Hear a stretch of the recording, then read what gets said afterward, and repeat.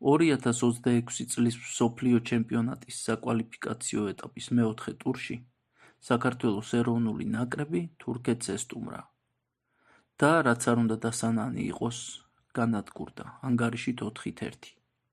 მასპინძლებიდან დუბლი გაიფორმა მეჰდი დემირალმა.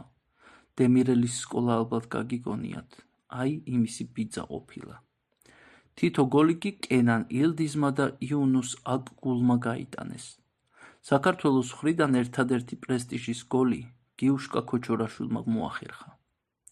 4 ტურის შემდეგ საქართველოს ნაკრებს მხოლოდ 3 ქულა აქვს და ეს ჯგუფში მესამე ადგილზეა, რაც პრაქტიკულად გამორიცხავს შემდეგ ეტაპზე გასვლის შანსს. მომდევნო შეხვედრაში ქართველები ესპანეთს უმასპინძლებენ და 7-1 მოიგებენ, ხოლო ჯგუფის ბოლო ტურში ბულგარეთს ესტუმრებიან და 3-0 წააგებენ. ასეთია ქართული რეალობა, ასეთია ჩვენი რეალური მდგომარეობა ქართულ ფეხბურთში. ბაზარი არ არის გაგვიმართლა, ევროპაზე გავედით. მერე პორტუგალიასაც მოუგეთ, მაგრამ ხან წაგებაა, ხან წაგება. ცხოვრება ასეა.